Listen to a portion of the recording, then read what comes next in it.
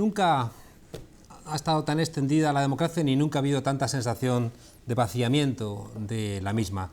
Cuando el mundo griego puso en marcha la idea de la democracia, a Jerjes le extrañaba el vacío que había en el centro de Atenas porque pensaba que era una zona altamente edificable, pero ese agujero estaba para que lo rellenase el pueblo.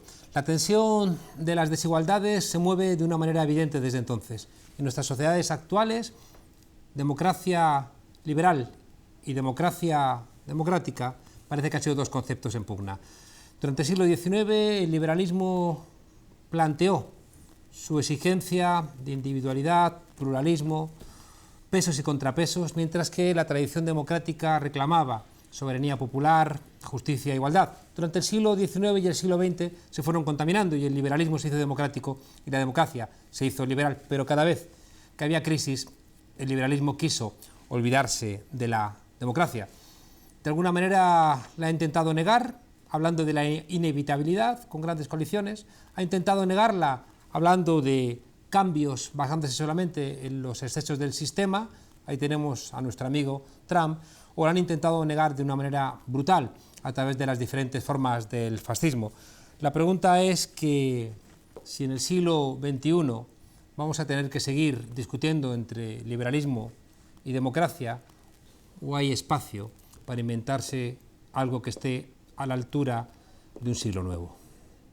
Aunque no para los esclavos, ni para los extranjeros, ni para las mujeres, pero la democracia nació en Grecia y paradójicamente ha sido Grecia el país más intervenido por la Troika. En Italia se impuso un presidente que no había pasado por las urnas y hay quienes no entienden que en la era digital los reyes sigan viviendo fuera de los cuentos o que algunos incluso muestren poco respeto por quienes han ganado más de una decena de elecciones. ¿Por qué no te callas? La democracia más participativa de Europa es también el mayor lavadero de dinero negro de todo el continente. Nos piden que escojamos a los miembros del Parlamento, pero nunca a los de los consejos de administración de las grandes empresas. Unos votan cada 4 años, otros todos los días. Anécdotas y contradicciones de un sistema, la democracia, que ha hecho correr ríos de tinta, pero también de sangre, pues la soberanía no siempre se ha ganado en las urnas. Una soberanía que aseguran reside en el pueblo, pero cuyo pueblo tiene que reclamarla en demasiadas ocasiones, como le ha ocurrido casi siempre a las mujeres, porque aunque muchos lo hayan olvidado, no le faltaba a la democracia la mitad del censo. Sin olvidar algo todavía más reciente, a los indignados españoles que tomaron las plazas y las calles de nuestro país para decir no a los mercados financieros y a su sistema político, o a los griegos que todavía pelean por tener voz propia dentro de la zona euro. Lo mismo que sucedió al otro lado del Atlántico cuando los movimientos populares latinoamericanos levantaron gobiernos que reclamaron su independencia frente al gigante del norte, el lugar donde por otro lado se gritó aquello de Occupy Wall Street y de somos el 99%. Mientras el mundo árabe se tiraba a las calles en busca de más y mejor democracia, desde el Cairo hasta Damasco, hoy arrasado por el dolor de la guerra. En el siglo XXI hemos descubierto que la democracia está llena de luces y sombras, que a la luz están las urnas y a la sombra los sillones del Club Bilderberg o de Goldman Sachs, y que todavía no sabemos quién decide cómo o a quién o a qué le aplicamos el adjetivo de demócrata, pero sí que ese debate ya no podemos ignorarlo más, que no basta con decir que un país vive en democracia, que hay que valorar también la calidad de esa democracia. Decía Efraín Huerta, mis maestros de marxismo yo no los puedo entender. Unos están en la cárcel, los otros en el poder. Cómo se defina la democracia forma parte también de un debate arduo y para eso tenemos una mesa hoy de expertos en esta tuerca especial para hablar de la calidad democrática un poquito más allá del mero debate y entrando también en cuestiones académicas. Nos acompaña hoy Jaime Pastor, profesor de Ciencia Política de la UNED y maestro de muchos de nosotros. Jaime, muchísimas gracias por acompañarnos. Gracias a vosotros. Está también con nosotros Eric Guerrero, miembro de Yo Soy 132, doctorando de la Universidad Complutense. Muchísimas gracias, Eric, por estar otra vez con nosotros aquí. Muchas gracias. También nos acompaña Ignacio González Vega, portavoz de Jueces para la Democracia. Muchísimas gracias por estar de nuevo con nosotros. Gracias a vosotros. Nos acompaña José Andrés Torres Mora, diputado del Partido Socialista, profesor mío en su tiempo. Muchas gracias, José Andrés, tenía muchas ganas de que estuvieras aquí con nosotros. Gracias por acompañarnos. Muchas gracias. Xavi Domènech, diputado de En Comú Podem, historiador y también buen amigo. Muchísimas gracias, Xavi, por acompañarnos. A vosotros. Y cierra esta mesa Dina Busselkamp, alumna, en su momento, hoy flamante politóloga y miembro del Consejo Ciudadano de Podemos. En un minuto queremos preguntaros algo muy concreto. ¿Vivimos en democracias? ¿Se han vaciado las democracias? Y en caso de que esto no sea una democracia, ¿en qué sistemas vivimos? Empezamos contigo, Jaime. Bueno, yo creo que hasta los más partidarios del liberalismo reconocen que estamos viviendo en una posdemocracia, ¿no? Es decir, de hecho, bueno, en fin, Habermas, por ejemplo, ¿no?, habla ya de posdemocracia oligárquica, ¿no? Juncker dice que la elección democrática no puede cuestionar los tratados de la eurozona, ¿no? Es decir, que realmente estamos en un momento en el que lo que William Davis llama el neoliberalismo punitivo está vaciando incluso la democracia liberal, incluso la variante parlamentaria de esa democracia, como bueno, ahora han intentado en el referéndum en Italia imponer, ¿no? Es decir, por lo tanto, yo creo que hay que construir un nuevo imaginario democrático después del que... Yo haría una matización. Yo creo que la democracia no nació en Grecia, nació un imaginario democrático, ¿no? Si el imaginario democrático primero en la historia nace en Grecia, el segundo es el que concilia liberalismo y democracia en una parte del planeta solo, y ahora hay que construir un tercer imaginario democrático. Muchas gracias, Eric. Yo creo que estamos viviendo una época y un momento sumamente extraordinario. Hay una igualdad en diferentes partes del mundo, el sur y el norte, de igual manera cuestionan el concepto de la democracia. Ya no solo desde un lugar se cuestionaba o se redefinía la democracia, sino ahí vivimos de diferentes partes del mundo redefiniendo la democracia. Y una experiencia de esas es América Latina. En América Latina también están luchando por reconceptualizar la democracia desde sus propias experiencias. Y eso incorpora al debate tradicional y rico europeo otra variante que pronto veremos tendrá otras consecuencias teóricas y prácticas muy importantes. Gracias, Ignacio. Bueno, bien, yo creo que aquí el problema de parte de la justicia, yo como representante de la judicatura, creo que es fundamental en una democracia cuál es el papel de la justicia, ¿no? Estamos en un Estado de Derecho y el papel de los jueces yo creo que básicamente es el control de los abusos del poder. Y yo creo que como consecuencia de la crisis económica es verdad que ha habido a nivel institucional, social, económico, pero creo que en este punto creo que los jueces han adquirido un protagonismo porque han sido un poco los defensores de los grupos más vulnerables, de los más débiles frente a los abusos del poder, ¿no? Bien sea en el ámbito civil, bueno, pues frente a las hipotecas, los créditos preferentes, los jueces han dictado resoluciones a veces muy atrevidas y valientes para hacer límite a los abusos del poder financiero en ese caso. Lo mismo en la reforma laboral, se ha hecho una interpretación mucho más pro operario, ¿no? Creo que es verdad que, sobre todo, en lo que a mí me afecta o como juez, pues es sobre todo cuál es el papel de la justicia, que supongo que se analizará aquí dentro de esta democracia y hablando de lo que es la calidad, ¿no? Sin duda. Muchas gracias, José Andrés. Bueno, yo creo que en todas las sociedades lo que hay es un conflicto por el poder, históricamente, y que están presentes distintos poderes. En nuestra sociedad está presente el poder político, que es un poder, digamos, democrático o de origen popular, pero está presente el poder del dinero o está presente el poder de las aristocracias funcionariales. Entonces, ¿qué es lo que se vive en la práctica? Pues en la práctica lo que se vive es el conflicto entre esos poderes. ¿Qué ha ocurrido con la crisis? Pues que efectivamente el poder que emana de las urnas, que emana del poder que podemos llamar democrático, el poder de la política, pues está mucho más frágil frente a poderes que no emanan de la política, ¿no? Poderes económicos, que además es quizás donde está casi todo, o a poderes en las jerarquías de las organizaciones, ¿no? Muchas gracias, Xavi. Yo creo que hay un debate previo al de la calidad democrática en estos momentos, que es casi la cantidad de democracia que cabe en nuestra realidad en estos momentos. Tú señalabas al principio que el liberalismo y democracia no siempre habían casado, de hecho casi nunca han casado.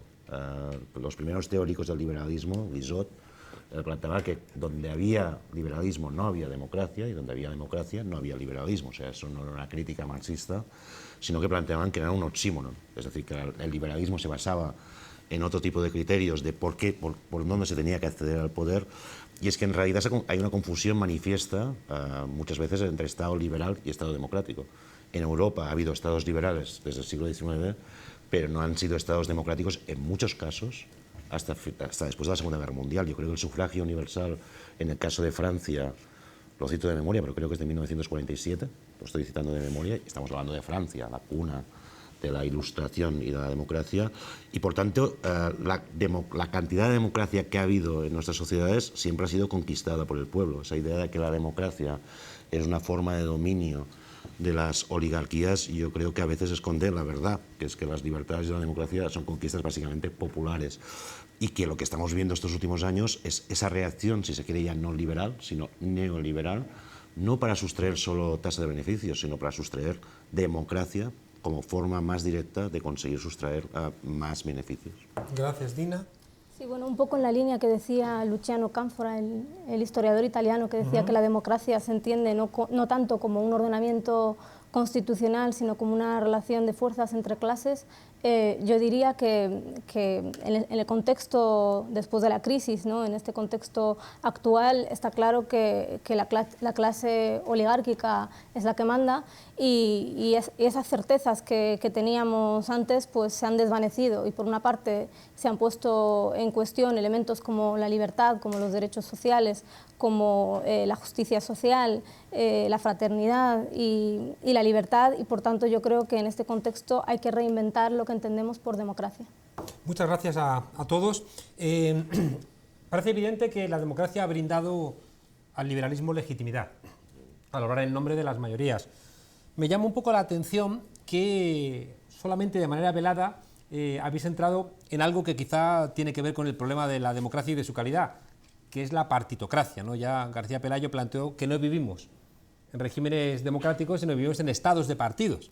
Y de alguna manera quizá haya una contradicción, porque tenemos un marco liberal, en todas las constituciones latinoamericanas, europeas, se prohíbe el mandato imperativo, que es una exigencia, ¿no?, proveniente de la teoría liberal pura para plantear que en el Parlamento se parlamenta y no hay mandatos de las ciudadanías, pero al mismo tiempo los partidos políticos sí que han interiorizado, ¿no?, ese mandato, y en España ha habido una polémica porque el Partido Socialista recientemente, igual que en otros momentos el Partido Popular, ha sancionado a varios de sus diputados por votar en una dirección contraria a la que había decidido el partido.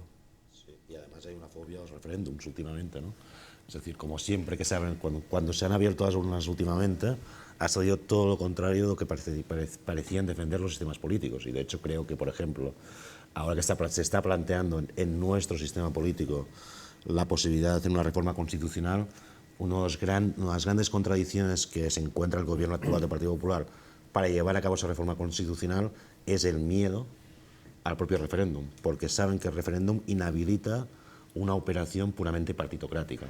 De hecho, es una tragedia lo que están viviendo. Es decir, tienen que hacer una reforma constitucional en gran parte porque han aparecido nuevas fuerzas políticas en el Congreso, y no pueden hacerla porque la existencia de esas nuevas fuerzas políticas implica que se tendrá que hacer un referéndum sí o sí, con lo cual se encuentra en una situación de bloqueo en estos momentos la posibilidad de la propia regeneración del sistema partitocrático, en la medida que es antitético o se plantea antitéticamente a la posibilidad de preguntar directamente a la ciudadanía. Yo tengo la impresión, Juan Carlos, con el tema de los partidos, que dice Boaventura de Sousa Santos que hay un gran problema en términos de las ciencias sociales, y tiene que ver que hay áreas subteorizadas y sobreteorizadas. Y yo tengo la impresión que el estudio de los partidos políticos, cualquiera que sea su contexto de crisis o de situación, pudieran estar en una zona sobreteorizada porque a lo mejor se están estudiando desde las herramientas tradicionales, y los nuevos movimientos a lo mejor están arrojando una nueva gama de saberes y conocimientos para darle vuelo o darle vuelta a cómo estudiar esas crisis o esos nuevos partidos políticos. Y yo creo que también pasa por una revisión, ¿no? Si bien son actores protagónicos, pero los seguimos viendo a lo mejor en una superficie en donde están sobreestudiados, sobreteorizados, pero también valdría la pena ver si tenemos nuevas herramientas para abordarlos, comprenderlos, de alguna manera como las tuercas y tornillos de dónde andaría un nuevo análisis de los partidos políticos. Bueno, algo falla, perdonad, nuestra Constitución exige a los partidos que tengan un funcionamiento interno democrático. Yo creo que no conozco ningún partido que sea realmente a la interna democrático. No sé si porque tampoco pueden serlo, ¿no? No sé, yo no, fíjate. Entonces, Jaime y luego José Andrés. No, pero yo creo que lo que hay es, claro, una crisis de representatividad política de los partidos, es decir, que se ha roto ese pacto social implícito, ha habido una crisis de las bases de estabilización de la democracia liberal en Europa occidental, pero bueno, que ya en otras partes ya venía precedida por el ascenso de fuerzas alternativas a los grandes partidos, y por lo tanto yo creo que lo que vemos es fundamentalmente crisis de centralidad de los partidos que habían garantizado la estabilidad de los regímenes políticos durante esta larga onda neoliberal, ¿no? Ahora ha estallado y lo que están surgiendo son alternativas a esos dos grandes partidos, ¿no? José Andrés y después Ignacio. Sí, bueno, decías que los partidos no son democráticos. Yo creo que sí. El problema es que no siempre hay el coraje de afrontar el coste de la democracia dentro de los partidos, pero en mi experiencia política, y llevo creo que 39 años en el Partido Socialista, es que es un partido democrático. Es verdad, decías antes que la Constitución prohíbe el mandato imperativo, cual es necesario, porque si no, no estás parlamentando. Eres una especie de paloma mensajera que lleva un voto y luego vuelve y lo deposita y se acabó, ¿no? La Constitución prohíbe el mandato imperativo, pero al mismo tiempo la Constitución establece los partidos como forma de participación política fundamental. Entonces, la propia Constitución te genera una situación de cierta contradicción que tienes que resolver muchas veces personalmente y éticamente de una forma dolorosa, pero es que al final está la vida, ¿no? Y la vida pues te lleva a asumir contradicciones, a asumir valiente o cobardemente acciones. Entonces, claro, nadie te va a resolver la vida, ¿no? Y eso también tiene un cierto interés, porque hace que las cosas sean interesantes, ¿no? Y que sean imprevisibles. Una de las cosas buenas, dicen, de la democracia es que el resultado es imprevisible. Yo he participado en unas cuantas elecciones en mi partido de líderes al máximo nivel que se han resuelto por diferencias de 10 o 15 votos. Digamos, una de las condiciones que decía Chevorsky, ¿no?, de la democracia sin previsibilidad se tiene. Por tanto, oye, que son muy mejorables y que son perfectibles, seguro, pero que también hay democracia. Seguro que ahora lo podemos hablar. El Partido Socialista ha tenido la sensación también de estar viendo una jugada y después donde el árbitro tomó una decisión que parecía una cosa y después en la cámara lenta vimos que era otra, y la cámara lenta fue el secretario general de un partido, ¿no?, en este caso concreto el tuyo, explicando las cosas de manera diferente a como las habíamos visto en el primer momento. Pero ahora nos vas a contar, si quieres, en un momento al respecto. Le damos la palabra a Ignacio y después nos explicas un poco ese choque, ¿no?, entre las declaraciones de un secretario general, que creo que es relevante para el ámbito europeo, ¿no? Es decir, que no es un militante, sino un secretario general que de repente, cuando sale del partido, tiene una visión radicalmente diferente de la que tenía apenas un mes antes, ¿no? Yo es difícil que te pueda explicar eso. Yo puedo hablar de calidad de la democracia, pero hablar de la subjetividad de una persona pues es complicado, ¿no? Yeah. Así que, ¿por qué las personas dicen una cosa u otra? Uno puede responsabilizarse de lo que dice uno, pues difícilmente de lo que dicen los demás. O puedes responsabilizarte de lo que el partido decide colectivamente, pero de la posición de cada cual es complicado, ¿no? Pero vamos, quiero decir que... Bueno, te entiendo, pero uno de los problemas que tenemos en las ciencias sociales es precisamente que a veces no medimos lo que no sabemos medir. Eso. Y al final hacemos unos reduccionismos terribles y nos agarramos... Somos mejores midiendo que conceptualizando. Claro. Ignacio. Sí, vamos a ver, dos ideas. Por un lado, a propósito de la declaración del artículo 6 de la Constitución sobre el funcionamiento interno de los partidos, que debe ser democrático, igual que en los sindicatos, sobre todo los instrumentos de participación esencial en una democracia. Ahí vuelvo a sacar el papel de los jueces, y son los que han de verificar si efectivamente ese funcionamiento responde o no a criterios democráticos o no. Una última experiencia a propósito de la última crisis del Partido Socialista, cuando se habla de la judicialización de la vida política, algunos militantes acudieron al juez de primera instancia a propósito, invocando los estatutos para decir sobre cómo se había resuelto la crisis del Partido Socialista Obrero Español. Y el juez debe decidir precisamente en función de ese precepto constitucional, si ha habido una normativa que responde a esos criterios democráticos o no. Y por otro lado, hablando del Estado de los partidos, me parece en este punto muy importante señalar la colonización de los partidos políticos de las instituciones, y especialmente las de control. Nosotros siempre denunciamos pues la colonización de los partidos grandes, sobre todo en el ámbito jurídico, en el Tribunal Constitucional, en el Consejo General del Poder Judicial, pero también en el ámbito económico. Por ejemplo, el Consejo Nacional del Mercado de Valores. Es decir, ahí no hay una representación de la sociedad que se hace a través de los partidos políticos, sino que hay unas cuotas partidistas. Y eso creo que es una degeneración, y eso no responde a una democracia de calidad, sino que eso es una perversión, en el sentido de que no es la sociedad la que se representa, sino que son los partidos. Y eso no es lo que se buscaba. ¿Puede haber democracia en un mundo global? La paradoja que planteaba Rodrik, ¿no? Es decir, si puedes escoger, ¿no?, democracia y soberanía en un mundo global, ¿es factible? Jaime. Bueno, claro, el problema es que entendemos por democracia. Si significa autogobierno, si significa soberanía popular, obviamente en el mundo global actual no es posible, ¿no? Es decir, que yo creo que tal como está conformado el mundo bajo un modelo capitalista, oligárquico, en el que las grandes decisiones no se toman en los parlamentos siquiera, ni siquiera en referéndum, salvo alguna excepción a escala nacional estatal, ¿no? Pues obviamente lo que hay es un gobierno oligárquico, ¿no? Es decir, un despotismo oligárquico, elitista, que se ha ido conformando, ya digo, en esas etapas sucesivas que ha conocido el neoliberalismo, desde sus orígenes, que empezó, como sabemos, con el golpe de Estado contra Pinochet, ¿no? Contra Allende, ¿no? De Pinochet, y bueno, por lo tanto, yo creo que obviamente recuperar democracia, es decir, conquistar democracia, aunque yo creo, ya digo, eso quería decirlo antes, yo creo que prefiero hablar como otros historiadores, como Till y otros, en términos de democratización y desdemocratización, ¿no? Es decir, lo que estamos viviendo en la historia es eso, ¿no? Es decir, presiones democratizadoras y reacciones contrademocráticas o desdemocratizadoras. Entonces yo creo que lo que sí es posible es avanzar hacia un proceso de democratización de la política, entendiendo, claro, la política como capacidad de tomar decisión sobre las grandes cuestiones, por lo tanto, claro, sobre la economía en primer lugar, ¿no? Ahí tenemos un problema, planteaba en algún momento Hayek, ¿no?, que aquello que no puedas reducir en el ámbito nacional, llévalo al ámbito supranacional y considerarlo como una orden superior que Exacto. Los ciudadanos no van a cuestionar, ¿no? De alguna manera, uno cede soberanía a ámbitos supranacionales y después es difícil recuperarla, ¿no? Y al final queda la duda de si la democracia no es nacional, ¿no? Uno de los grandes problemas que ha tenido la socialdemocracia es que el keynesianismo era una manera nacional de entender la economía, y en el ámbito supranacional de repente pues parece que tiene profundos problemas para mantener sus presupuestos.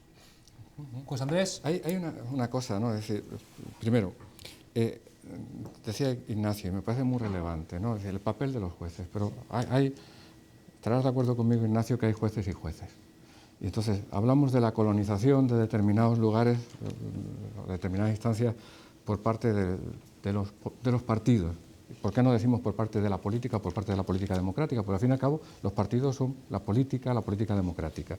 Pero también hay una colonización de esos poderes por parte de sus funcionarios, que no son necesariamente muy representativos de lo que es la sociedad, ni sus valores, ni el reparto de valores, digamos, o la proporción de personas con determinados valores en determinados poderes es muy representativa de cómo está en la sociedad.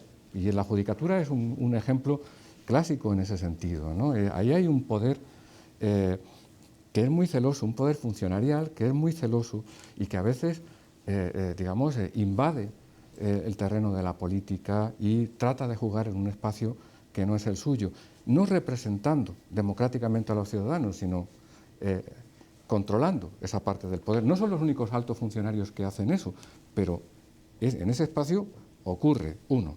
Dos, segunda es, la democracia es la soberanía popular, y yo estoy de acuerdo, pero ¿cómo es el soberano? Es decir, el soberano es el soberano absoluto francés o el soberano constitucional inglés. Porque no es lo mismo. Si el soberano es un sujeto único, bondadoso, sabio y demás, como se percibía al monarca absoluto francés, la democracia es de una manera. Si el soberano es una multitud de personas con intereses, ideas, valores, perspectivas diferentes, entonces tienes que construir una democracia distinta. Entonces, cuando me hablas del soberano, o sea, cuando hablamos del soberano, ¿en qué soberano estamos pensando? Porque la articulación de la acción de ese soberano en la política es muy distinta. Si el soberano es realmente una mente que piensa, digamos, es un sujeto colectivo único. El demos, eso es el demos. Sí, sí, pero como decía un amigo, ten cuidado con el demos, que eso está lleno de gente, ya, de todo tipo. Entonces, yo creo que efectivamente el demos, yo prefiero pensar en el demos como una multitud diversa, con intereses distintos, con valores distintos. Prefiero, porque me parece que se parece mucho más empíricamente a lo que yo veo. Uno es modestamente sociólogo, más que politólogo, que entonces de esto sabe uno de la calidad de la democracia más como dice, como en los ordenadores, a nivel de usuario, ¿no? Porque los sociólogos de esto sabemos poco. Pero lo cierto es que la gente es muy diversa. Entonces, claro, cuando hablamos de la soberanía del pueblo, estamos en un imaginario de un soberano que no es el que uno encuentra empíricamente. El que uno encuentra empíricamente es un soberano más parecido al que pensaban los revolucionarios norteamericanos que el que pensaban los revolucionarios franceses. Era más parecido al que pensaban Madison, Mason, Jefferson, Washington, que al que pensaba Robespierre. Se parecía más. Se parece más el soberano que encontramos, ¿no? Es una multitud de gente muy diversa. No deja de ser preocupante, porque los que plantearon eso cuando se levantaron los negros en Haití a decir libertad, igualdad, fraternidad, los otros le dijeron no, esto no es para vosotros. Pero también cuando hablabas de la Grecia, yo soy un gran admirador de Pericles y de Protágoras y demás, y también allí tenían esclavos. O sea, digamos, Juan Carlos es un bajonazo. Y mujeres. Es un bajonazo. Estamos hablando del concepto de la teoría y efectivamente, claro, lo que pensamos todos es cómo extender los conceptos más exigentes de democracia al máximo a todo el mundo. Pero los conceptos exigentes de democracia a veces los parieron tipos que no los extendían. Pero esos conceptos creados por ellos, lo que hemos hecho nosotros, digamos, los progresistas, la izquierda, los socialistas, es intentar extender esos conceptos a todo el mundo, no a la oligarquía terrateniente americana o italiana o tal, o romana, sino a todo el mundo, al último ser humano de la Tierra. La presión democratizadora. Y ahora te damos la palabra. Yo dos cosas. Una, cuando planteabas ese tema de si es posible una democracia de carácter global o de escala planetaria, yo creo que no ahora. Básicamente porque la construcción de lo que hemos conocido como globalización y la transformación de las instituciones multinacionales en ese proceso, o la construcción de nuevas instituciones, básicamente no es que sea un proceso antidemocrático, es que es un proceso pensado para la sustracción de la democracia. Con lo cual, y además, cuando se han dado movimientos en esos procesos de democratización que decía Jaime, cuando se han dado movimientos de este tipo, siempre se han hecho en escala local o escala nacional, me da igual ahora. Es decir, las resistencias europeas, por poner un ejemplo, que luchan contra un enemigo común, el nazifascismo, que los invade por igual, pero en realidad tienen muy poca coordinación entre ellas. Todas son movimientos de reconstrucción nacional, a la par que de reconstrucción democrática y de reconstrucción del pacto social, ¿no? Lo que pasa es que a la vez las revoluciones son contagiosas. Y yo ahí creo que tenemos que trabajar en la escala local y trabajar a la vez en red, es decir, manteniendo los contactos, manteniendo las interacciones con otros niveles, pero sin pensar que la escala global pueda ser. Las experiencias latinoamericanas pueden servir mucho para Europa o pueden impulsar cambios que sean en otro sitio, pero a veces es difícil la actuación en global porque nosotros luchamos efectivamente contra ese 1% o ese 0,1%, que en realidad es muy homogéneo en términos vitales y en términos de conexiones, y para luchar contra ese 0,1% solo contamos con una gran ventaja, que es la mayoría. Esa idea de Wojtyła de somos millones y el mundo, nosotros somos millones y el mundo no es vuestro, pero precisamente esa mayoría tiene casi la misma diversidad, la diversidad de toda la humanidad, con lo cual ahí hay un trabajo absolutamente complejo de lucha, ¿no? Y después lo que quería decir es porque, o sea, yo creo que hay, y voy igual lo descarnadamente político, y no poco querría, porque el nivel teórico era elevado, pero, o sea, es evidente que estamos viendo la crisis de legitimidad democrática más importante de este país en décadas. Eso es evidente, es decir, el surgimiento del 15M, la misma experiencia, ahora ya no voy a entrar en lo de Pedro Sánchez y el asesinato en el Comité Federal, que seguro que dará para muchas novelas. Eso para una novela sí, eso para la realidad no. Bueno, pero voy a entrar en otras cosas que sí que pasan. Pues no vamos a hablar de Pedro Sánchez, pero por ejemplo, como expresión, si quieres, del drama de la socialdemocracia en Europa, para que no sea descarnadamente diseccionar el muerto aquí mismo. Hay un momento que es clarísimo, hay una crisis, y esa crisis se expresa en términos económicos, pero básicamente se expresa en términos de soberanía y en términos democráticos. Cuando a Zapatero lo llaman en marzo de 2010, lo llaman 3 personas: Merkel, Obama y el secretario general del Partido Comunista de China, que siempre me ha parecido algo fascinante, porque a mí me llama el secretario general del Partido Comunista de China y, hostia, ¿cómo va? Te cuadras. ¿Cómo va? Un taconazo al otro lado. Y le dice que vaya a hacer, que haga todo lo contrario de lo que había dicho que haría, y lo hace todo lo contrario, y eso no tenía nada que ver ni con los votos, ni tenía que, y además ahí él se suicidó. Había cuando tú hablas de la partidocracia, había una crítica a la idea de partidos, que era esa crítica antigua, porque ahora no la pueden decir, que es que los políticos solo piensan en el corto plazo, es decir, solo piensan en ganar elecciones, y que por tanto sus promesas solo se hacen para ganar elecciones. Ahí se demostró que había algo más, porque hay políticos que se suicidan electoralmente, y entonces lo hacen por otros motivos, que no es para ganar elecciones. Porque, mira, ojalá solo pensasen en el ganar. ¿Y cuál era el motivo? ¿El motivo de qué? Digo, ¿tú por qué crees que lo hizo? Hombre, yo creo que lo hizo porque le dijeron que si seguía así, le iban a intervenir el país, o le iban a hacer un chantaje, es evidente. Pero bueno, ¿por qué crees que lo hizo? ¿Por qué crees que un tipo que es decente, que ha tenido el coraje de enfrentarse en cosas... Yo personalmente no lo conozco y no tengo ninguna duda sobre eso. Pues políticamente decente, quiero decir que es un tipo que hizo unas cuantas acciones que suponían, digamos, un desafío a gente muy poderosa. ¿Por qué alguien que desafía a gente muy poderosa... Te contesto, pero te voy a decir otra cosa. Eso no les desafió. No, perdona, Jaime, pero lo que yo le pregunto a Xavi es, ¿por qué alguien que tiene el coraje de desafiar en un momento determinado, en una cosa que, por cierto, no costaba dinero, pero que era un tema bastante sensible, como es el tema de la guerra, ¿no? Como alguien que dice, oiga, me traigo mis tropas en el ejercicio de mi soberanía, ¿por qué esa persona, en un momento determinado, cambia su política económica? Te puedo decir... Sí, pero no se humilló. No se humilló él, nos humilló a todos. No, te equivocas. Es decir, no digo que lo hiciera por ser mala persona, no tiene nada que ver, no tengo ninguna valoración. Nos da la contestación. Puede ser una magnífica persona, pero te puedo decir una cosa solo. O sea, lo hizo básicamente porque consideró que no tenía alternativa a eso. Y ante la no alternativa, en vez de convocar elecciones, que es lo que se tenía que hacer democráticamente, decidió aplicar el programa de aquellos que no le daban alternativa. Pero te puedo decir solo una cosita. Hasta que no entendáis que no se trata de justificar ese gran error, no acabaréis de pagar la factura de ese gran error. ¿Me puedes hablar, Xavi, en singular? Vale. Quiero decir, no hace falta que me hables en majestático. Entendáis, yo puedo entender. Yo que creo que no fue un error. Yo creo que, verás, yo he visto a algunas personas a las que quiero mucho arrodillarse, de verdad, literalmente, pero para sacar a su familia adelante, fregando.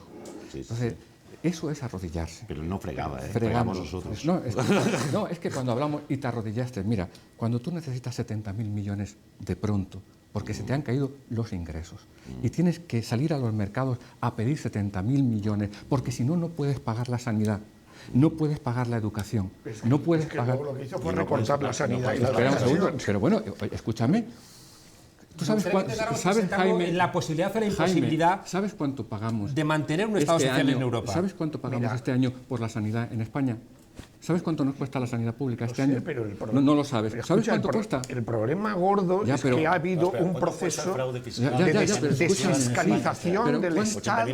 ¿Cuánto cuesta la sanidad? Me gustaría intentar que lo viéramos, perdonad todos, me gustaría que lo viéramos en términos más de posibilidad o imposibilidad de fondo. Es decir, que Crosland, uno lee los planteamientos que reclamaba la socialdemocracia en los años 50 y los 60 y establecía que se estaba realmente superando el sistema capitalista. Es decir, que había un momento ahí donde se reducían las desigualdades, había una estructura fiscal, había políticas de empleo, había una desmercantilización de bienes esenciales y uno decía, bueno, parece evidente que hay una lucha contra el sistema capitalista. A partir de los 70 es verdad que eso no es cierto, ¿no? Y es la frase ya manida de Margaret Thatcher diciendo que su gran obra no fue ni las Malvinas ni romperle la columna vertebral a los sindicatos, sino que su gran obra era Tony Blair, ¿no? Y es verdad que hay veces en donde... Son los 80, ¿eh? Los claro, 80. sí, pero digamos que se venía planteando desde ese momento esa incapacidad, ¿no? Desde los años 70. Entonces, en esa lógica, quería darle la palabra a Eric, porque no en vano vienes de un país, México, que fue... cuna de lo que alguien llamó, bueno, Vargas Llosa, la dictadura perfecta, ¿no? No sé... Por supuesto que hay varias cosas que a nosotros nos interesa como colocarlas en el tema de la discusión de la calidad de la democracia. Y voy a tratar de colar todo esto que han venido diciendo. De repente uno dice, los indicadores dicen, España es un país democrático porque estos son los indicadores. Sistema de partidos, sistema electoral, Estado de Derecho, instituciones funcionando, rendición de cuentas, y de repente dice, ¿y dónde está el problema en España? Cuando los indicadores dominantes dicen, España es un país democrático. Pero cuando uno mira más en serio y fuera de esos indicadores dominantes del Fondo Monetario, del Banco Mundial sobre la democracia, dice, pues resulta que España nunca ha sido esa democracia que plantean así. Y dice los partidos en España son democráticos. Y no se plantea, con esta crisis, esta manera de actuar, esta manera de orillar a un país en la desesperanza, los partidos en España son democráticos, pero más aún, los planes de estudio en las universidades plantean que hay que estudiar la democracia y su calidad con esos indicadores que dicen España es un país democrático. El Parlamento en España funciona con esos indicadores que dicen las instituciones dominantes para decir que un país es democrático. ¿Habría manera en esta discusión que ha quedado al descubierto, en donde se han demolido los principales paradigmas del mito de la transición en España y de la democracia en España, para incorporar elementos e indicadores que en realidad nos digan que es un país atrasado, que es un país subdesarrollado en temas de democracia, que es un país con un alto índice de corrupción, despolitizado, con una condición de vida indignante? ¿Cómo poder incorporar a ese debate, más allá de la realpolitik, más allá de lo circular que puede ser el debate entre las élites, esos elementos que están encarnando una realidad y que en términos de ciencia política dice, en realidad ha habido una enorme trampa en España al decirnos que era un país democrático con todos estos indicadores? Hay un hecho incontrovertible y es que en algún momento la gente se saturó en este país y en otros lugares, ¿no? Porque también de alguna manera lo que pasó aquí en nombre del 15M también había pasado en nombre de las primaveras árabes, en nombre de Occupy Wall Street, en nombre de una saturación de algo que estaba ocurriendo que iba en contra de otro espíritu del tiempo que marcaba la Declaración Universal de los Derechos Humanos del 48. De alguna manera, a partir de los 70 está habiendo un vaciamiento, explota en estos movimientos y en España el 15M, el movimiento indignado, resume esa crítica con apenas dos preguntas, sin respuestas pero con preguntas. ¿Por qué no me representas, democracia representativa, y por qué me excluyes? Economía social. Y no somos mercancía en manos de políticos y banqueros, con la marsellesa que tú contabas en un escrito que en Sol se cantaba la marsellesa, con lo cual era un himno democrático de origen. Vamos a escuchar a una de las indignadas. Yo también estoy indignada porque tengo 2 carreras, un máster, porque hablo casi 3 idiomas y no encuentro trabajo, porque en este país se fomenta la mediocridad y no el pensamiento crítico, porque nos dijeron que vivíamos en una democracia y no es real, porque a la hora de la verdad los políticos defienden sus intereses y los de quienes les pagan, que son los grandes banqueros y los grandes empresarios. Son ellos quienes controlan los medios de comunicación y a la hora de la verdad los ciudadanos tenemos que pelear por una verdadera democracia en España y en Europa, porque son poderes que no controlamos. Por eso quiero, por lo menos, recordarle a nuestros políticos el primer artículo de la Declaración de los Derechos Humanos, que todos nacemos libres e iguales en dignidad y derechos. Y por eso muestro mi indignación. ¿Y tú? ¿Simplificaciones o realidades? Xavi, tú eres diputado, ¿a ti te pagan los banqueros? ¿Tú Porque yo... Más tengo limitado el sueldo, con lo Claro, cual... quiero decir que te pagan los banqueros... Porque ahora mismo creo que el fraude fiscal el fraude fiscal, que son 80.000 millones al año, que eso daría para solucionar muchas cosas. 90.000 plantea Gesta. Pues sube incluso 10.000 más. Lo que pasa es que en el ese fraude 72% se dan las grandes fortunas. Claro, en ese fraude incluyen, en lo de Gesta, en ese fraude incluyen cuando se va a casar tu chica y viene la peluquera y tal, meten todo. Eso es mucho. Entonces, lo de las grandes fortunas es un poco menos, pero el fraude es... Pero dos datos... Pero sí, Dina está callada. Perdónanos. Pero solo dejadme decir dos datos y me callo con esto. El 72% del fraude fiscal se da... Estoy en contra del fraude fiscal, absolutamente. Yo pago. No, pero me gustaría tener los 80.000 millones para gastarlos en socialdemocracia. Como vosotros sois hombres y entráis en el debate, Dina, que es educada, no entra nunca en la discusión.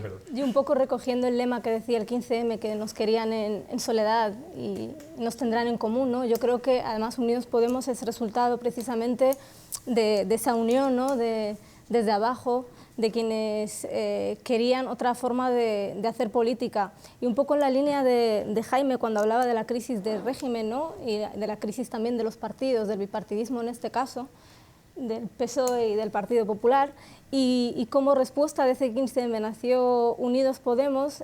Yo lo que quiero plantear en esta mesa, que no se trata tanto de democratizar las instituciones, ¿no? Sino de crear mecanismos de control a esas instituciones, y ligándolo un poco a la situación actual en el Congreso, donde el Gobierno se permite el lujo, ¿no? de saltarse un poco el control del poder legislativo, porque en última instancia y con los estrechos márgenes que hay, el PP pues, puede vetar iniciativas parlamentarias, porque en última instancia quien manda es Bruselas, ¿no? Rajoy manda obedeciendo a Berlín y a Bruselas. Y entonces yo me planteo en ese contexto pues, cómo nos enfrentamos a esa situación, cómo la gente puede responder a esta situación casi de bloqueo, ¿no? Parlamentario, en la que supuestamente Unidos Podemos es una herramienta para hacerle útil a la gente, pero que en realidad tampoco es que tenemos mucho margen para ofrecer. Dejadme plantearos una pregunta a todos y todas en esa dirección. Eso, Dina, nos pasa a todos, es decir, que estamos allí y de pronto descubrimos que no es falta de voluntad, sino falta de margen. Dejadme que os plantee una pregunta que creo que tiene mucho que ver con la calidad de la democracia o con su ausencia, y con lo que ha planteado también José Andrés y acaba de decir Dina. Y es que hace unos meses al Banco Santander no se le ocurrió otra cosa que colocar una funda al 100% de los periódicos españoles. De manera que uno iba al kiosco y se encontraba con que el 100% de los diarios impresos parecían iguales, porque tenían la misma publicidad que los envolvía, que eran del Banco Santander. En este interín que hemos tenido en España de ausencia de gobierno o de gobierno en funciones, el 100% de los periódicos escritos, el 100%, estaba pidiendo algún tipo de gran coalición o de cesión por parte o bien de Unidos Podemos o bien por parte del PSOE para que hubiera un gobierno en España dirigido por Mariano Rajoy. La pregunta es, si no hay medios de comunicación realmente plurales, ¿hay democracia? Incluso si quieres también, Ignacio, te lo planteo a ti. ¿No pueden los jueces intervenir declarando inconstitucional una democracia donde realmente no hay pluralismo informativo, donde los medios pueden mentir bajo el presupuesto de que como son privados, parece que la mercancía también se privatiza en nombre de esa propiedad? Bueno, vamos a ver, es que aquí hay varios temas que me gustaría tratar, y empezando ya por el último, el mecanismo de control del que decía Dina. Evidentemente los tribunales ejercen un control de legalidad sobre, bueno, pues entre otras cosas, pues frente a la mentira y procurando salvar la verdad. Existe en el Código Penal el delito de calumnia, el delito de injuria. Si yo creo que en realidad, vamos a ver, estamos en una democracia. El problema es la calidad de nuestra democracia. ¿Cuáles son los indicadores? Antes hablábamos de la justicia. Por ejemplo, la justicia se pide que sea una justicia independiente y no controlada por los partidos políticos. Yo cuando decía antes, José Andrés, yo sí distingo entre la política y los partidos políticos. Por ejemplo, el Consejo General del Poder Judicial, por decir un órgano, es un órgano constitucional de naturaleza política. Y por supuesto que allí se va a hablar de política judicial. Pero lo que yo creo que hay que desechar o descartar es la política partidaria o partidista, donde los representantes estén allí respondiendo a las instituciones del partido político. Yo creo que es una perversión del sistema. El constituyente previó, bueno, pues que estuviera representada la sociedad o que se hablara de la política en un órgano tan importante como es el órgano de gobierno de la Judicatura. Lo que trató de prevenir, y así lo dijo la sentencia del Constitucional del año 85, es las cuotas partidistas, ¿no? En ese sentido creo que hay una perversión y creo que no responde a esos indicadores que decía Eric sobre la calidad democrática. Y lo mismo pasa con la justicia. La justicia ha de ser independiente. Si es una justicia que está manipulada... Mira, acudiendo a unas encuestas que se hicieron este año por el Consejo General de la Abogacía entre los ciudadanos españoles. Los ciudadanos españoles están un 80% o más a favor de una reforma profunda e inmediata de la justicia. Pero ellos mismos dicen a continuación, en ese mismo porcentaje, que cuando los partidos políticos han tratado de reformar la justicia, ha sido pensando no en mejorarla, sino en procurar defender sus intereses y en manipularla. Y en ese sentido creo que existen hoy por hoy en el ordenamiento jurídico formas de controlar y de evitar, bueno, pues eso, la calumnia, la mentira, pero los tribunales ejercen el papel, claro, el papel lo ejercen tratando de ser independientes, tratando de evitar presiones e influencias, y eso creo que es otro indicador sobre cuál es la calidad de nuestra democracia. No, volviendo a tu pregunta, yo creo que si consideramos que estamos en lo que, bueno, Manen llama, ¿no?, una democracia de audiencia, pues obviamente es evidente que la pluralidad en los medios es fundamental.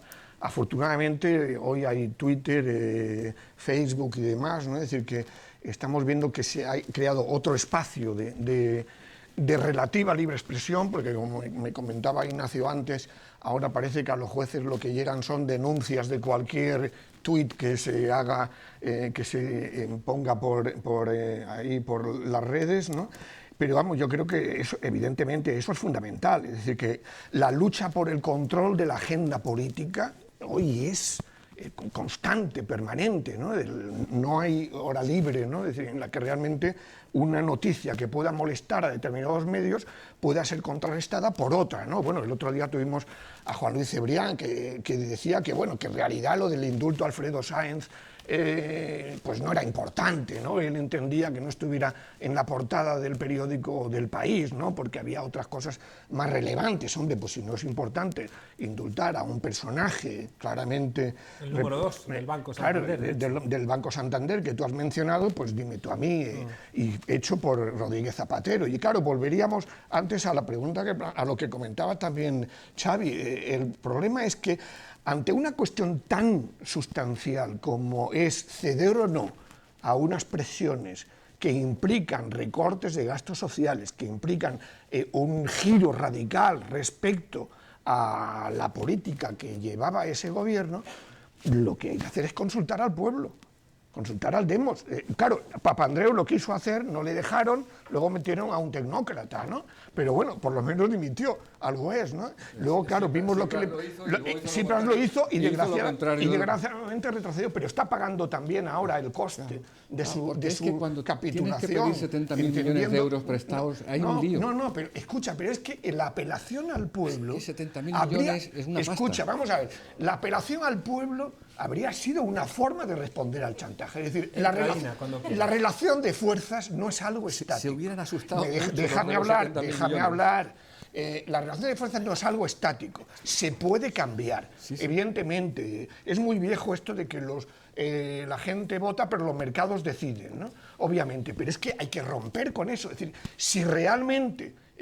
queremos hablar de calidad de la democracia, que es de lo que toca en esta mesa, desde luego, si se cede a los chantajes de un sistema financiero que hasta ahora recientemente, incluso, bueno, en un artículo reciente que firmaba hasta Lagarde, ¿no?, reconocían que el sistema financiero había conducido a la mayor crisis del capitalismo. Bueno, pues claro, es que estamos en un momento histórico de bifurcación. Hay una discusión, perdonad todos, hay una discusión abierta sobre si es compatible capitalismo y democracia, ¿no?, que en términos profundos se alejaría un poco de lo... ¿Perdón? ¿Y comunismo y democracia es compatible? Claro, todo depende de lo que definas, ¿no? Depende de lo que definas, obviamente. Claro, pero el capitalismo debe ser igual. En cualquier caso, me atrevería a decir que incluso el capitalismo más deseable, al fin y al cabo, genera, ¿no?, cuellos de botella donde yo estoy convencido de que se convierte en algo incompatible con la democracia. Lo que no escucho a nadie es que asuma que este capitalismo financiarizado sea compatible con la democracia. No encuentro a nadie que lo defienda. Hombre, insensatos siempre hay, ¿no? Pero hemos visto cómo en Argentina, ¿no?, como los fondos buitres son capaces, ¿no?, de doblarle el pulso a un país, aunque eso signifique hambre, ¿no? Vemos cómo tú estás dispuesta a asumir que los 70.000 millones que se deben a banqueros, que forman parte de ese 1%, que ya no sabemos ni para qué lo necesitan, le pueden doblar el brazo a un país, aunque eso signifique que te baje la esperanza de vida, ¿no?, de tus ciudadanos, y que por tanto, José Andrés, estará de acuerdo conmigo, estará de acuerdo conmigo en que eso, llevado a sus últimas consecuencias, es lucha de clases, y por tanto al final, si hay gente enfrente que te está condenando a que tus hijos pasen hambre, a que baje tu esperanza de vida, a que no tengas sanidad de educación, hombre, pues es una suerte de guerra. Por supuesto, pero si me dejas un segundo, mira, la socialdemocracia sueca en los años 90 se vio en una situación muy fastidiada, porque tenía deuda y los acreedores empezaron a intentar intervenir en sus políticas. Conclusión, llegaron a la conclusión de que tenían que acabar con la deuda. Y, digamos, la socialdemocracia sueca ganó su soberanía no teniendo deuda. No teniendo deuda. Entonces, el problema es cuando tú estás endeudado como país o como persona, pues tienes un problema, y es que has perdido una parte del control. Dina, porque entráis todos y Dina no habla. Dina, por favor. Volviendo al inicio, ¿no? Por eso los partidos no tienen que financiarse ni buscar financiación ni a los bancos ni a nadie, porque al final a quien te debes es a quien te está prestando dinero, ¿no? Pues sí, ¿Sí es no? verdad, sí, claro, al final te debes a quien te presta dinero, te condiciona a quien te presta dinero. Y otra cosa, volviendo al debate, por centrar el debate, Juan Carlos, que preguntaba sobre los medios de comunicación, que si el capitalismo es compatible o no con la democracia, pues bueno, tenemos que ser conscientes de que los medios de comunicación son corporaciones, ¿no? Son empresas, y como empresas la lógica con la que funcionan es una lógica de mercado, es una lógica capitalista, es una lógica neoliberal. Y se me viene a la mente una frase que dijo Cebrián en El último Salvados, que decía: lo que cuenta no es si el periódico, bueno, su periódico en este caso, es independiente o es plural, lo que cuenta es si es rentable o no. Entonces estamos otra vez de nuevo situando los términos del debate en ya no si es democrático o no democrático, es si nos compensa económicamente o no. Quiero coger un par de cosas. Y después, Xavi, por favor. Jaime y Xavi, como lo plantean, globalización, democracia o estos temas, ¿es suficiente el tema de banqueros, medios, troika y fondas buitres para tener un debate sobre democracia y calidad de la democracia? Yo me pregunto si se puede incorporar el respeto y la defensa por la vida. En este país la muestra de los CIES y de los refugiados es terrible esta España bárbara en ese tema. Y más aún, y todavía más aún, José Andrés, las presiones fiscales pueden acorralar a un partido socialdemócrata, ya no el PP, en el Parlamento Europeo, para votar, se le pida cuentas al gobierno mexicano para que dé cuenta por los 43 desaparecidos y que votaron los eurodiputados del PSOE y del PP, solamente ellos en el Parlamento para detener, que se le pidiera cuentas al gobierno mexicano por los desaparecidos que no han aparecido.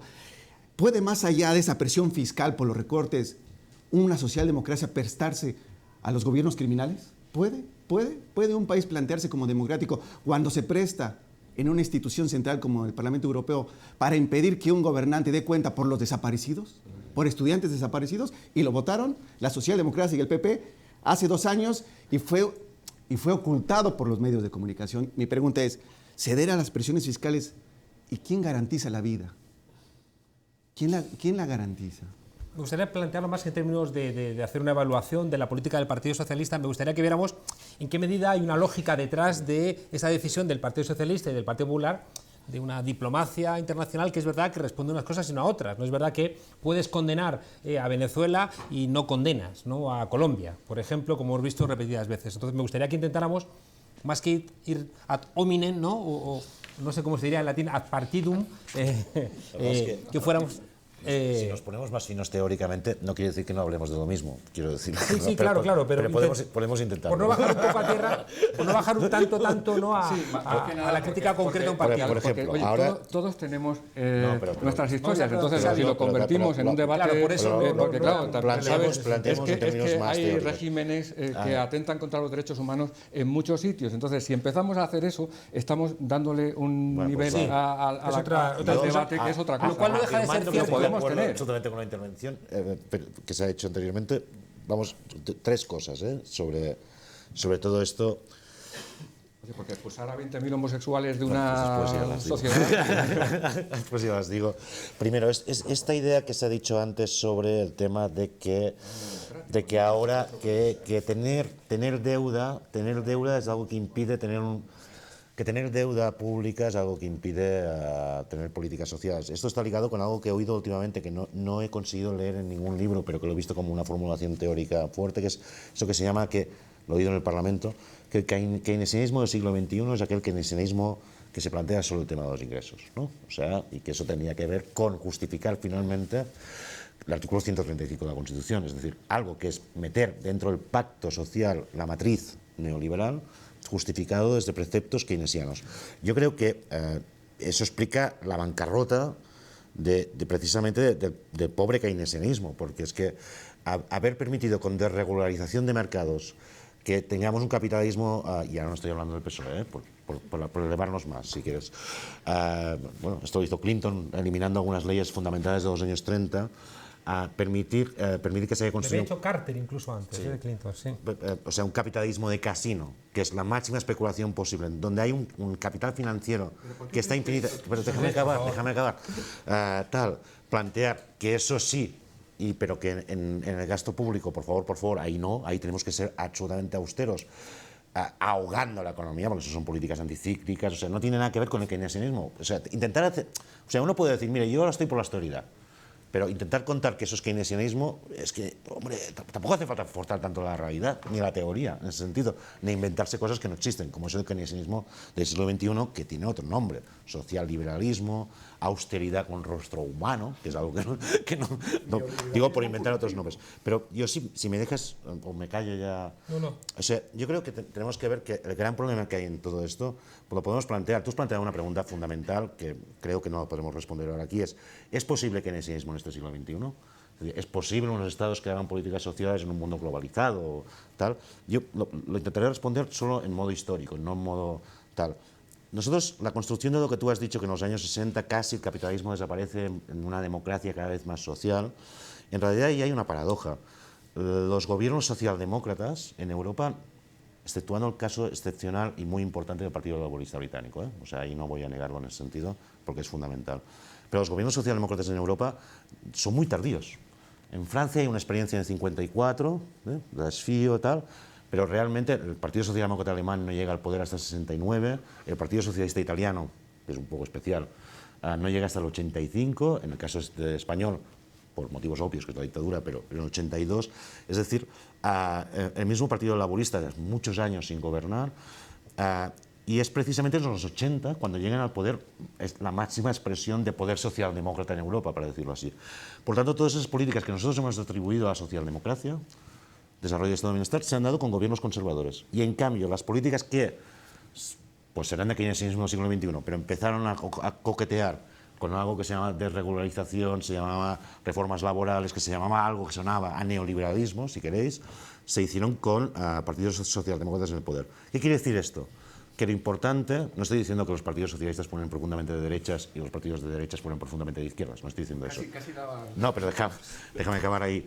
Lo importante fue la victoria de la Segunda Guerra Mundial de las coaliciones antifascistas y que lo importante fue el pacto social que se desarrolló y que generó una hegemonía en la cual un presidente republicano como Eisenhower, que era un tío conservador, grababa los beneficios a corto en la bolsa, es decir, los especulativos, por decirlo así, los grababa con el 80% de impuestos. ¿Para qué? Para que no hubiera un capitalismo casino. Es decir, porque había una experiencia histórica y había habido una victoria antifascista que implicaba unas políticas. Y para acabar, y ya no me enrollo más, eso explica por qué el carácter de nuestros movimientos políticos no son solo institucional o no son solo de gestión, que también yo creo que tienes que hacer gestión y tienes que hacer gestión redistributiva y de, digamos, casi de keynesianismo del siglo XX, llámanos anticuados si quieres, pero de keynesianismo del siglo XX y más allá de ese keynesianismo, pero también son movimientos partisanos. Es decir, que no solo vienen a gestionar, sino que vienen a intentar reconstruir realidades que se han roto y se han roto claramente en los últimos años. Estamos ya casi terminando. Quería preguntarle a Ignacio una cosa muy concreta. Plantea Luigi Ferrajoli que hay una desconstitucionalización de esos textos del italiano del 48, el francés del 46, la Grundgesetz alemana del 49, que son textos construidos por el antifascismo. Esa desconstitucionalización, que aquí en España también tiene que ver no solamente con el artículo 135, sino creo que con la ley Mordaza, tiene que ver con un vaciamiento real, ¿no? Incluso de derechos civiles, ¿no? Como puede ser la inviolabilidad del domicilio, de las comunicaciones. ¿Eso no implica un vaciamiento de la democracia? Sí. Yo creo que junto a la justicia el tema de los derechos y libertades, yo creo que en estos últimos años, no solamente en España, sino en Europa hay un retroceso importante de las libertades. Y eso ha quedado claro, bueno, pues con leyes de la anterior legislatura, como la ley Mordaza, como, vamos, el Código Penal, incluso, bueno, aquí ha dicho Eric, los CIOs, los Centros de Internamiento de Extranjeros, que no es un problema solamente de España, es un problema europeo. Hay una directiva europea que autoriza esos CIES, donde son lugares, como dice un compañero mío, de sufrimiento e impunidad, francamente de personas que no han cometido ningún delito y son de peor condición que los presos que están en centros penitenciarios. Ahí creo que es importante. Y aprovecho la ocasión para decir que cuando se decía de democracia y globalización, pues los acuerdos comerciales de nueva generación, el tratado, el CETA y el TTIP, que establecen un nuevo marco, además un marco muy diferente al actual. Por ejemplo, es una relación bilateral entre las empresas y los estados, y donde los conflictos se dirimen por un Tribunal Especial de Inversiones, prescindiendo por completo del sistema judicial que existe y con un estatuto de jueces independientes. Creo que eso es un nuevo panorama que se abre dentro de la globalización y cómo decae realmente el control judicial, que es creo que es importante destacarlo como indicador de la democracia. Casi para terminar os haría una pregunta a todos. Yo estoy convencido de que, igual que en los años 30 hubo que luchar contra el fascismo, estoy convencido de que o luchamos contra el fascismo financiero o no hay espacio, ¿no?, para la democracia.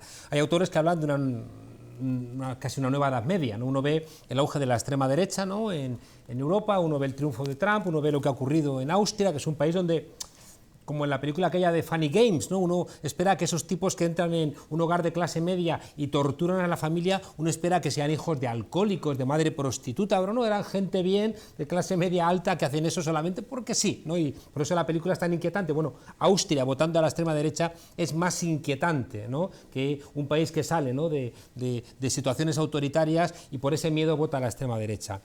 Hay preguntas que no las hemos respondido y que creo que tienen que ver con la calidad de la democracia. ¿Qué ocurre con el medio ambiente? ¿Qué ocurre con la robotización de la economía? ¿Qué ocurre con el envejecimiento de la población? ¿Qué ocurre con las guerras y las migraciones? Que de alguna manera son dos conceptos que van juntos. ¿El siglo XXI va a ser un siglo del fin de la democracia? Interrumpíais todos hace un momento y ya no interrumpe nadie. No, como dices que queda poco tiempo, pues no, hombre, yo creo que esperemos que no, es decir, que yo creo que... ¿Cuáles serían entonces, para preguntarlo de manera más clara, cuáles son las herramientas, las vacunas que podemos inyectarle a la democracia para que no se vacíe? Hombre, yo creo que es democracia real, ¿no? Es decir, que ligando con lo que decía Xavier, es decir, hay que partir de la escala local, de las distintas escalas, ir hacia una escala superior en la medida que se vaya avanzando en procesos de democratización, y lo que hay que hacer es reconstruir un demos incluyente, ¿no? Es decir, la llamada de atención que ha hecho Eric me parece muy clara. Es evidente que en Europa estamos viendo de alguna manera ese repliegue identitario eurocéntrico, chauvinista del bienestar menguante, ¿no? Es decir, hace años ya que Habermas hablaba, ¿no?, del chauvinismo del bienestar, ahora ya es eso, ¿no? Es decir, los penúltimos frente a los últimos, ¿no?, los perjudicados frente a los que están más abajo todavía, los del sótano. La gente, ¿no?, las víctimas votando a sus verdugos, ¿no? Como claro, ese es el problema, que está pasando en América Latina. Por eso, es decir, es explotar la política del resentimiento, ¿no?, desviarlo Entonces, claro, yo creo que lo que sí hay es un gran rechazo al establishment por todas partes también, ¿no? Es decir, yo creo que nuestra responsabilidad está en ofrecer alternativas, pero que claro, que tienen que ir al núcleo duro de la política, que es precisamente ese sistema financiero y las políticas que dicta, ¿no? Eric, tus conclusiones. Sí, yo creo que hay una gran oportunidad de plantearnos una manera de dialogar sur a sur. Las revoluciones, las revueltas, la indignación del sur de Europa tienen mucha fraternidad con América Latina. Y si en América Latina estamos poniendo los focos rojos por un regreso de golpes de Estado constitucionales, parlamentarios o judiciales, también queremos poner atención y centrar nuestra fraternidad en los golpes de Estado financieros en Europa. Entonces yo creo que la democracia tiene esperanza y tiene una capacidad de delirio muy grande y creativa e imaginativa para que la podamos seguir compartiendo. Gracias, Ignacio. Sí, aunque no quiera ocupar o usurpar el puesto de sociólogo, pero vamos, en los estudios de opinión recientes que yo he consultado, una mayoría amplia de españoles están a favor de la democracia. Y lo que sí son muy críticos es con los partidos políticos, como instrumentos de participación. Creo que los partidos políticos durante estos años no han sabido estar a la altura de lo que le exigía la sociedad española y sobre todo en épocas de crisis y tal. Y lo que también quiero destacar es que el papel de los jueces ha sido un papel protagónico y relevante en estos últimos tiempos tan convulsos, ¿no? Donde han salido en defensa sobre todo de los grupos más vulnerables. Gracias, José Andrés. Nadie ataca a la democracia. Los enemigos de la democracia nunca dicen estoy contra la democracia. En la gran ofensiva neoliberal de los 80, lo que se decía es estoy contra el Estado y estoy a favor de la sociedad civil.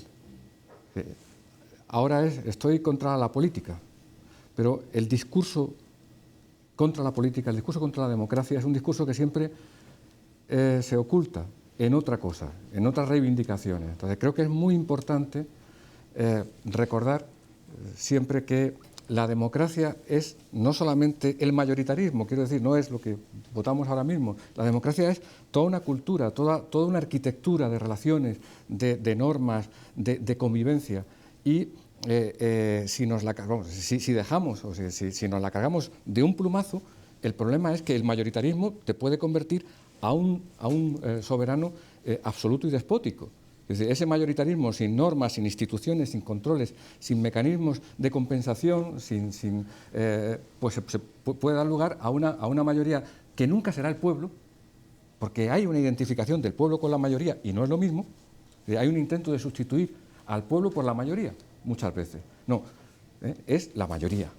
Y está muy bien que la mayoría hable en nombre de la mayoría, pero que no hable en nombre del pueblo. Sería muy bueno que dejáramos de hablar en nombre del pueblo y habláramos en nombre de otra cosa, cada uno. Entonces, probablemente así salvaríamos la democracia. Gracias, Xavi. O sea, no veo tan complicado intentar trabajar para el pueblo. Otra cosa es... Pero voy al tema. Yo creo que sí, o sea, sí, la pregunta que tú hacías, decías, el siglo XXI será el fin de la democracia, si decimos que sí nos vamos todos a casa y ya está. Con lo cual vamos a decir lo que creemos, además, que es que no será el fin de la democracia y que si hay algún combate que vale la pena librar aún en este siglo, en el siglo XXI, es precisamente el combate democrático. Pensando en una democracia que tenga que ser política, social, cultural y económica, porque si no es todo ello democrático, al final lo que no es democrático se acaba comiendo lo que es democrático. Y pensando, yo creo en dos cosas básicas. Partisanismo, es decir, combate para la recuperación de esa democracia y combate para la reconstrucción del pacto social. Y para ir más allá de eso, yo ahí sí que creo que hay un elemento que tendremos que seguir desarrollando, que no tenemos respuestas para eso, pero que no tenemos que dejar de preguntarnos sobre ello, que es, antes se ha mencionado, tú decías, hay una contradicción entre capital y democracia. Antes se hablaba de la contradicción capital-trabajo, y ahora sustituimos por capital-democracia. Pero es que nos estamos encontrando y ligando, como decías tú, con el tema energético, ecológico y también de derechos humanos, es que probablemente cada vez hay más una contradicción entre capital y vida, ¿no? Por tanto, deberemos pensar en un mundo también que supere esas contradicciones. Dina, en Austria han sido las mujeres, ¿no?, las que han permitido que ganase el verde y no la extrema derecha. Un placer que termines tú esta mesa. faltó también poner sobre la mesa la cuestión de la mujer, ¿no? Reinventar la democracia también pasa porque se tengan en cuenta los derechos de las mujeres. Bueno, yo un poco ligando, ya cerrando, ligando al inicio que empezaba hablando de las certezas, yo creo que el reto clave, el reto fundamental que tenemos ahora, ¿no? Es volver a crear esas certezas en un mundo además cada vez que tiene más dudas, la gente cada vez tiene más dudas. Y eso pasa por tres cosas, en mi opinión. La primera de ellas es a través de un nuevo contrato social. O sea, es imposible reinventar la democracia sin tener un contrato social que sea para todos, para las mayorías, para el pueblo, que sirva para el pueblo. Y eso pasa por lo que decía Xavi, referéndums, mecanismos de control, mecanismos de participación. Y en segundo lugar, después de ese nuevo contrato social, pues bueno, habrá que blindar también los derechos sociales, porque no basta con que haya una constitución, ¿no? con que haya leyes, sino que esas leyes tienen que llevarse a cabo. Lo hemos visto en este país con el PP, que a pesar de tener una constitución, a pesar de que hay leyes, se incumple tanto la constitución como las leyes. Y en última instancia, y yo creo que lo más importante, es cambiar esa lógica neoliberal, esa lógica, ese sentido común neoliberal. Si no conseguimos cambiarlo, yo creo que acabaremos teniendo otra vez gobiernos como el de Trump, gobiernos fascistas, gobiernos de extrema derecha. Y ese nuevo sentido común tiene que respetar los derechos humanos. Tenemos que poner como banderas los derechos humanos, la libertad, la fraternidad, la igualdad.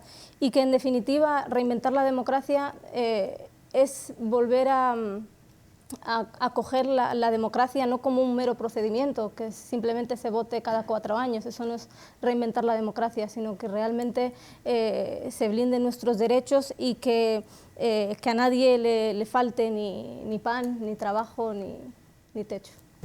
Muchas gracias. Decía Jesús Ibáñez que Dios es más peligroso muerto que vivo, porque vivo por lo menos se le ve venir. Podríamos parafrasear al bueno de Jesús y decir que el fascismo es más peligroso muerto que vivo porque muerto no se le ve venir, pero está ahí siempre a la vuelta de la esquina.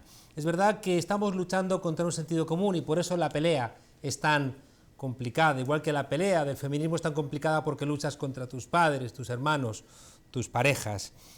Quizá el problema principal que empezaron a solventar los griegos es terminar con la delegación de la política, y estoy convencido de que el principal problema de la izquierda durante el siglo XX, en ese divorcio entre reforma, revolución y rebeldía, es decir, el ámbito libertario, fue que volvimos a delegar la política y caímos en los mejores brazos del paternalismo de la izquierda o del autoritarismo de la izquierda que nos dejaron inermes, de manera que en la reconstrucción de una democracia que tenga calidad seguramente vamos a tener que pensar en cómo volvemos a participar, en fórmulas de democracia directa que tendrán que ver con la Comuna de París, que abolió el mandato imperativo y estableció el revocatorio de los mandatos, en términos de las posibilidades que brinda los medios informáticos.